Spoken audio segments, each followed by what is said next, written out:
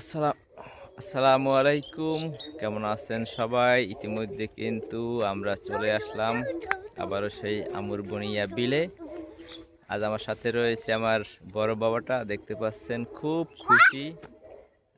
ধানের ভেতরে সে হারিয়ে যাচ্ছে বারবার, তাকে কিন্তু খুঁজে আনা হচ্ছে। আর বাবাটা দেখতে পাচ্ছেন অনেক খুশি আজকের বিলে এসে। যাই হোক, বর্তমানে কিন্তু শীতের মৌসুম চলছে। ইতিমধ্যে কিন্তু প্রচুর শীত পড়া শুরু করেছে, রাতে কিন্তু প্রচুর শীত পড়ে।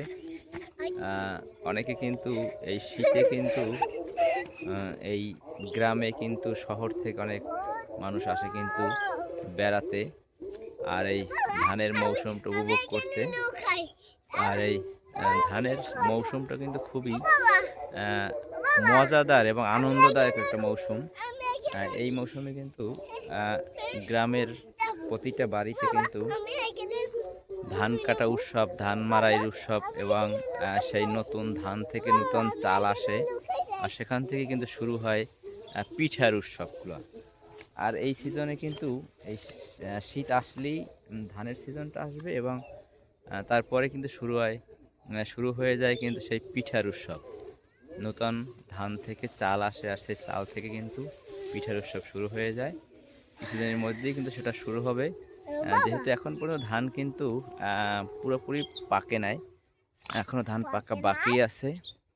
হয়তো সপ্তাহখানেকের ভিতরে বা 2-1 সপ্তাহের ভিতরে পুরোপুরি ধান পেকে যাবে। তারপরে কিন্তু কৃষকরা ধান কাটা শুরু করবে, আর তারপরে কিন্তু শুরু হয়ে যাবে সেই আনন্দ উৎসব, সেই ধানের মৌসুম। আর আমাদের গ্রাম বাংলার তো যে উৎসবগুলো সেগুলো কিন্তু অনেকটা উপভোগ করার মতন। এবং সেই প্রবাদ বাক্যটা তো রয়েই গেছে, ধান নদী খাল তিন নিয়ে বরিশাল। আমাদের বরিশাল অঞ্চলে কিন্তু অনেক উৎসব হয়। ধানের উৎসবে পিঠা তৈরি হয়। তারপরে যে কিছুদিনের ভিতরে সেই খেজুর গাছের রসটা আসতে যাচ্ছে, সেই রস দিয়ে নানান রকম পিঠা তৈরি হবে এবং সেই রস দিয়ে রসের সিন্নি তৈরি হবে এবং সেখান থেকে কিন্তু শুরু হবে উৎসব। আর বর্তমানে কিন্তু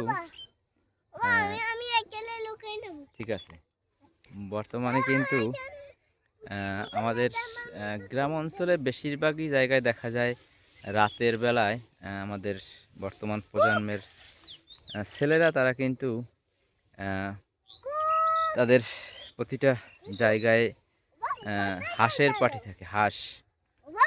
তারা কিন্তু হাঁস রান্না করে এবং তার সাথে থাকে সেই চালের পিঠা।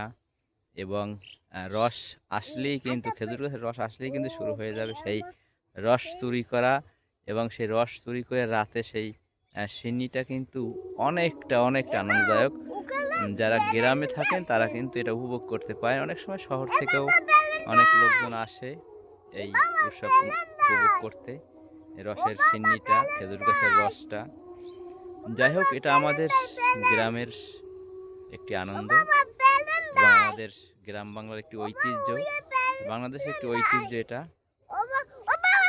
যাই হোক, যারা শহরে থাকেন, যারা প্রবাসে থাকেন, তারা এই মুহূর্তে চলে, জি বাবা, হাবা প্ল্যান যায়, তারা এই মুহূর্তে গ্রামে চলে আসবেন।